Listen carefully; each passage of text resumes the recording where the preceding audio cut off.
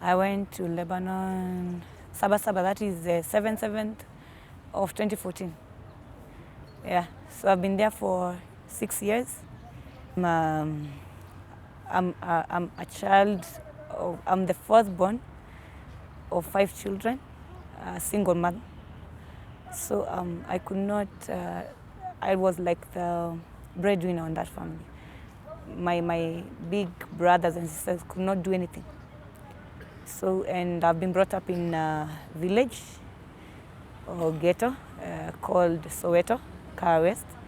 So I had to do something. Yeah, and I was also blessed. I had 2 kids. So I could not just lay down and wait because things were not working. You have, what agents tell you, you have high expectations. Even when you just see how you're going to come back. Just right then, they will tell you the amount you're going to get paid. That's around 20,000. So when you think of it and you not pay rent or buy food, everything will be catered for. So the 20,000 stands to be your own, of which when you go there, it's something different from what you see. When I got there, exactly when I got there, girls are kept in the airport, first of all, before you're picked by your master. You're put in one hall, all of you, as far as you're coming to work as a housemaid. That's how it is written, housemaid. So you're put in one hall before you're picked up. Contrary to my expectations, I stayed there in the hall from around 2. That's when my flight, that's when I arrived there, around 2 a.m. I was picked at around 4 p.m. So without anything, Yani, the whole day from the night without eating anything. Nothing was offered. So, and you're not supposed to go out. Your passports are picked from where immediately you arrive, everything is picked from you. So you remain with your clothes only. So picked, went to the house, and how I've been brought up here, when you receive a visitor, you don't even want to know how, you first give something to eat. So I was not offered a meal. So tears rolled. I could not imagine the whole night, day, without anything. So tears rolled. I was offered something small because where I went, the house, they at night, they were not taking supper. So you go on, when you come there, you join. So there was no supper that day until the following day. Yeah. So from there, that tells you how it is. I was given the rules the first day, like you should call 5 minutes per month. Your first 3 salaries, the first 3 months, will be taken from you. So it reached a point I was like, why are you taking my salary? And they say they paid the agent, so they cannot give you the money before 3 months are over. Yeah. So the 3 months were like, and 5 minutes per month calling your family. Yeah. Again, the rules also, you are not given your money in hand. You give them the name, they send the money. And they cannot give all your money, they have to remain with some of your money.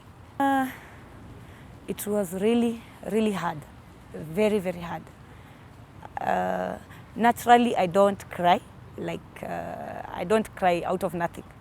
So it was really hard. I could not imagine staying without food. And during lunch, we would take lunch at around 3 p.m., but you don't take with them, you take after them. So what remains, that is what you take. If it doesn't remain, sorry to you. And they expect you to wake up at around 5. You should prepare the kids and everything. So it was really hard. I never expected a human being treating another human being like a dog. But to them, a dog is better than a human being, a black girl or a black, yeah. So they respect dogs. So to me, it was really hard. I cried the first 2 months, like constantly, every night, every morning, until I pushed on until one time, you get used to it. Until around 5 months, the same house. It was too hard for me, actually, too hard. Because even the kids, the way the parents take you, the kids take you too. So they would do things that you not like. Until 5 months, so I pushed on. I told them I cannot stay in this house. Because when I called my agent back in Kenya, she told me she cannot do anything. So according to me, I just knew if she sold me already. So she cannot do anything. And until 8 months, I pushed from 5 months until 8 months. I told them I cannot stay. Now it was beyond me. I could not stay in that house. I told them to take me to the police station, of which they said no. They took me back to the agent without anything, only the uniform. Yeah, I stayed there for a month without a job. And also you are many. Even for the agent to keep you, it's hard also to feed you. After the first house, back to the agent, 1 month without a job, I was constantly telling the agent I want a job, or if you don't have a job, take me back to Kenya, of which she could not. So when I stayed 1 month, she gave me to a cousin of hers, and the cousin gave me to the cousin to work. So I was taken to the second house for more than 6 months. And I really tried, because I could not imagine now going back. I cannot pay my flight, and I cannot pay back the money. So I had to wait until the 2 years contract expires so that I can come back home.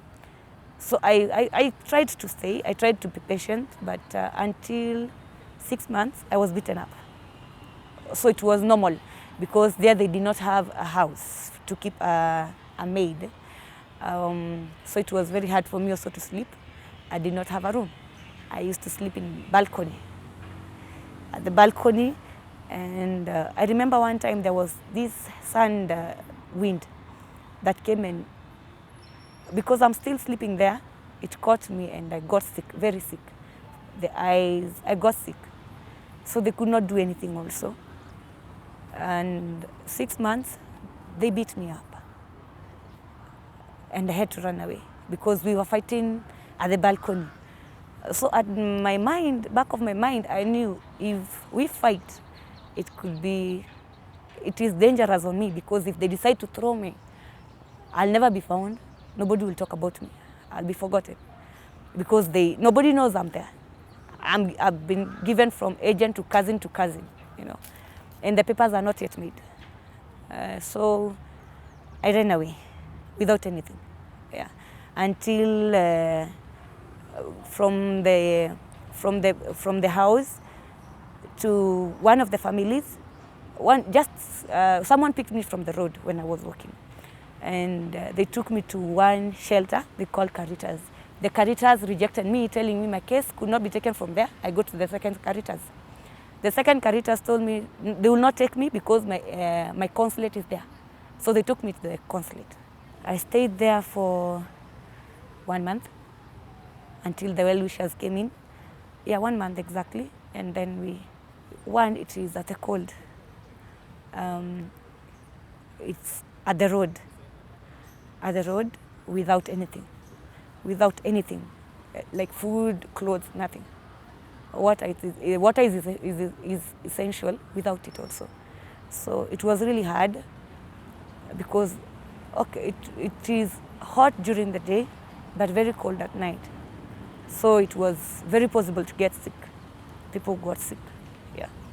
It is the opposite of what you've been told. Exactly opposite of what you've been told.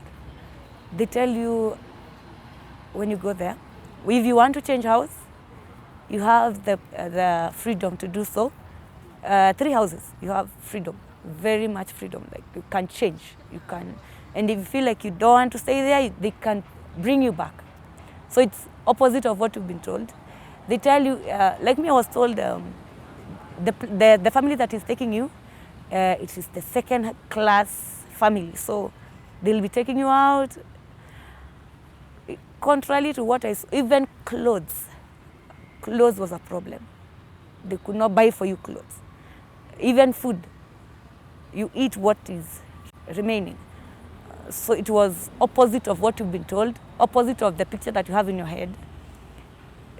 It was just something different. Right now, just because I landed, it's very hard right now.